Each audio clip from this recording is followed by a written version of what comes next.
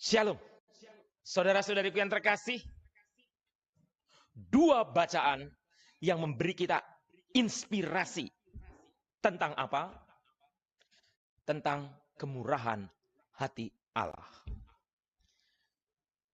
Yang pertama, kita mendengar dari Kisah Para Rasul, bagaimana para murid ditangkap oleh orang-orang Yahudi, oleh ahli-ahli Taurat, oleh Sanhedrin dan lain sebagainya, dan mereka diadili.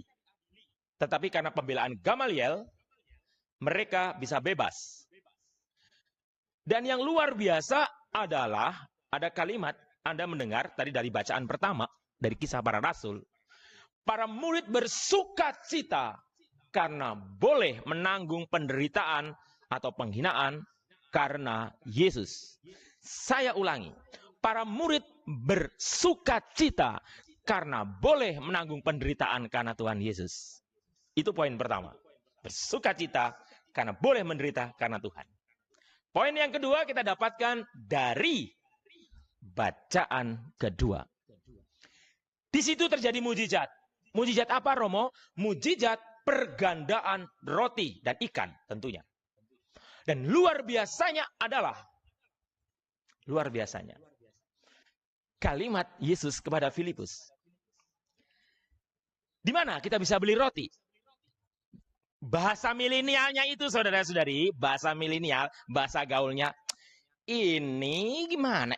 Emang gue pikirin nih orang-orang ini, mana mungkin duit segini cukup, bro? Bahasa milenial. Nggak cukup, saudara-saudari. Tetapi luar biasanya lagi adalah, ada yang mengatakan, ada seorang anak, bayangkan, seorang anak berjasa untuk begitu banyak orang. Dia memiliki 5 roti dan 2 ekor ikan. Nah, di sini. Apa yang kau punya? Nah, apa yang kau punya? Kau berikan untuk Tuhan. Dan apa yang terjadi, saudara-saudari? Terjadi mujizat yang luar biasa. 5.000 laki-laki bisa makan, bahkan sisa sampai 12 bakul. Dan itu belum lagi anak-anak dan wanita. Biasanya lebih banyak masalahnya. 5.000 dan banyak itu ribuan dan semua tercukupi. Mujizat Tuhan terjadi. Kerahiman Allah ada. Mujizat Tuhan terjadi. Karena kerahiman ilahi. Kerahiman Allah. Tetapi, bagaimana kita bisa tahu terjadi mujizat? Atau bagaimana mujizat itu bisa terjadi? Kalau tadi dari bacaan pertama kita mendengarkan, kalau para murid bersukacita karena boleh menanggung penderitaan Tuhan. Ini hubungannya sangat erat, saudara-saudari. Mari kita kupas. Wah, kupas bukan mangga ya. Kita bedah secara mendalam. Para murid bersukacita karena derita karena Tuhan. Dan bacaan Injil kita melihat Yesus yang tergerak hati oleh belas kasih karena banyak orang yang mungkin lapar dan lain sebagainya, dan Yesus membuat mujizat. Hati yang tergerak oleh belas kasih. Ini dua hal yang menyambung, saudara-saudari.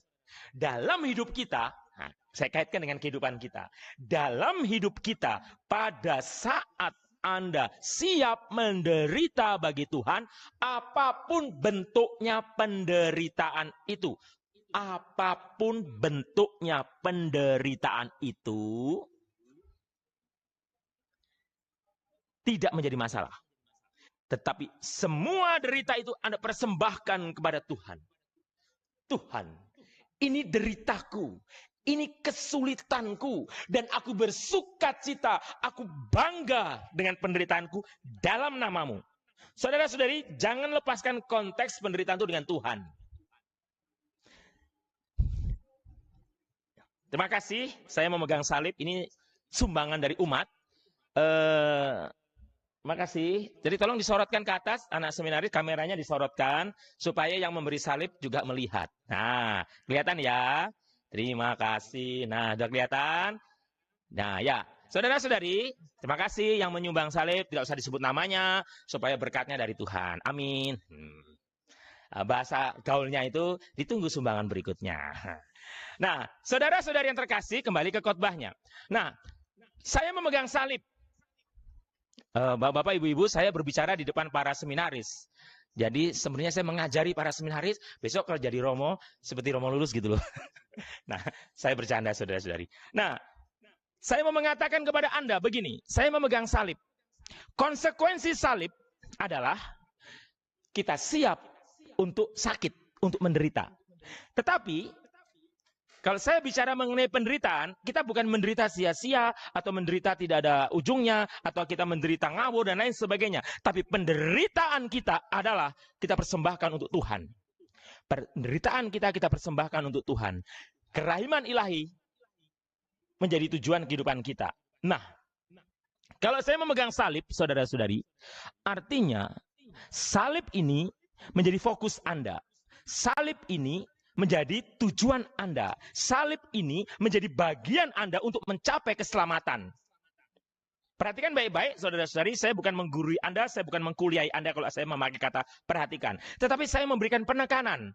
Disinilah masalahnya. Masalahnya apa, Romo? Masalahnya kita kadang-kadang tidak sadar kalau saya sakit.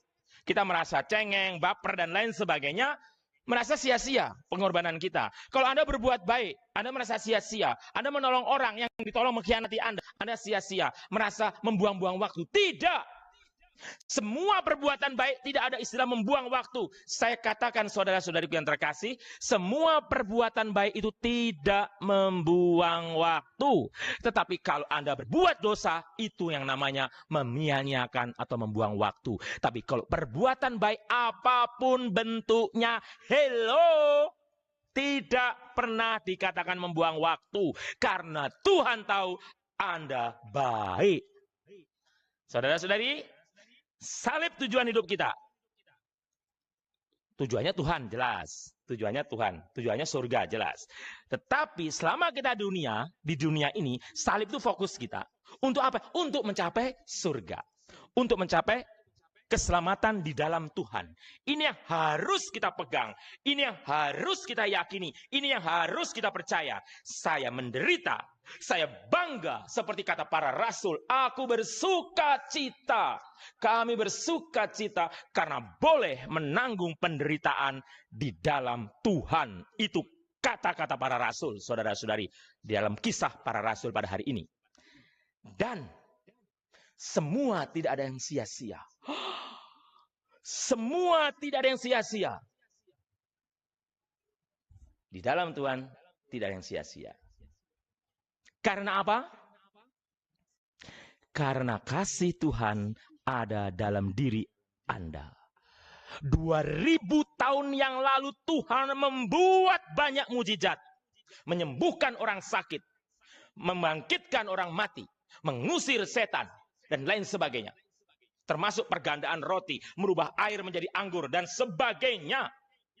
Tuhan Yesus tidak membuat sihir. Tuhan Yesus tidak membuat sulapan. Tidak.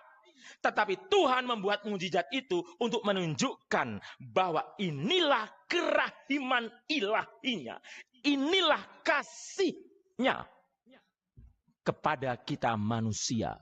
Dan mujizat Tuhan, kasih Tuhan, berkat Tuhan tetap ada sampai tanggal 16 April 2021, hari Jumat, jam 16 kurang 15 menit. Kok saya tahu di depan saya ada jam, saudara-saudari? Ini masalahnya. Nah, ini yang mau saya katakan kepada Anda, saudara-saudari. Amin. Kita bersuka cita. Karena apa? Boleh menderita di dalam Tuhan. So, yang sekarang sakit, halo yang di rumah sakit. Halo, saya menyapa Anda yang di rumah sakit, Tidak di kuburan, kalau di kuburan sudah meninggal ya. Di rumah sakit, di rumah, atau yang sedang punya banyak hutang, punya banyak masalah, punya banyak problem, sedang galau, tidak bisa move on, habis putus dengan pacarnya, dan lain sebagainya, Semua bersuka cita. Bersuka cita, saudara-saudara. Semua bersuka cita. Ini sangat penting. Semua bisa bernyanyi. Nyanyikan lagu yang baru menyambut Kristus yang menang. Saya beraninya nyanyi lagu-lagu Katolik sekarang, saudara-saudari. Karena saya Romo, saya beraninya menyanyi lagu-lagu Katolik sekarang. Nah, saudara-saudariku yang terkasih, saya mengajak Anda untuk apa? Untuk berani bersuka cita meskipun dalam derita karena Tuhan. Tadi belajar dari para murid. Dan mujizat Tuhan pasti terjadi. Karena mujizat Tuhan itu nyata. Mujizat Tuhan itu nyata, saudara-saudariku yang terkasih. Nyatanya dari mana, Romo? Romo ini sok tahu. Taunya dari mana bahwa kita ada mujizat itu? Yaitu adalah apa? Cara pandang kita terhadap sakit itu. Cara pandang kita terhadap masalah itu. Cara pandang kita terhadap problem itu yang sudah berbeda, saudara-saudari. Itu mujizatnya. Pada saat Anda menanggung sakit yang perih, saya mengalaminya. Ingat 4 April saya sudah sharing tentang sakit saya. Hari Minggu, tanggal 4 April, pas saya ulang tahun kan, saya sudah sharing. Anda yang mengikuti misa tahu. Sakit Anda itu bukan Anda menikmati sakit, bukan Anda apa tuh namanya? Aditif atau apa namanya? Istilahnya Anda tuh terobsesi dengan sakit, tidak. Tetapi sakit itu Anda persembahkan kepada Tuhan. Tuhan, terima kasih aku harus menanggung sakit ini. Bukan hanya sakit badan, tetapi sakit hati. Anda ditolak, Anda difitnah, Anda dicaci maki, Anda dibohongi, Anda dikhianati. Persembahkan itu untuk Tuhan. Praktekkan ini saudara-saudari. Persembahkan pada saat Anda ditolak, Anda dikhianati, Anda disakiti, Anda difitnah. Katakan, Tuhan, ku persembahkan sakitku. Ku persembahkan sakitku, Tuhan. Ah, Romo berteori. Tidak. Praktekkan itu, saudara-saudari. Pada saat air mata berderai, pada saat Anda betul-betul hancur, pada saat Anda tak berdaya, pada saat Anda benar terjatuh dan tak berdaya, dan sakit dalam. Kalau Anda mengadakan perlawanan terhadap sakit itu, Anda tidak ikhlas, Anda tidak pasrah, yang muncul adalah penyakit dalam diri Anda. Tetapi pada saat Anda menyerahkan itu kepada Tuhan, Tuhan, ku serahkan sakitku. Tuhan, ku serahkan kemarahanku. Tuhan, ku serahkan hatiku yang sakit ini kepadamu, Tuhan. Dan apa yang terjadi, saudara-saudara? Yang terjadi bukan sakit, bukan penyakit, tapi mujizat, saudara-saudara. Just do it, lakukan saja. Yang terjadi mujizat. Percaya dengan saya. Mujizat terjadi karena itu. Karena apa? Karena Anda berbelas kasih kepada orang yang menyakiti Anda. Dan itu yang dilakukan Yesus di kayu salib.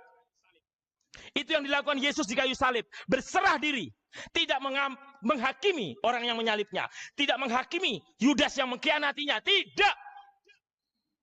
Tidak, saudara-saudari. Dan kita muridnya, kita harus niru guru kita. Jangan niru guru yang lain.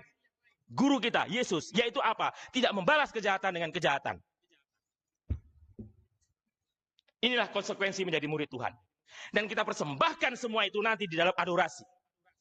Di dalam adorasi, kita persembahkan sakit kita, derita kita, kejengkelan kita, kebencian kita, atau apa saja. Di adorasi nanti, mujizat pasti terjadi. Tuhan memberkati.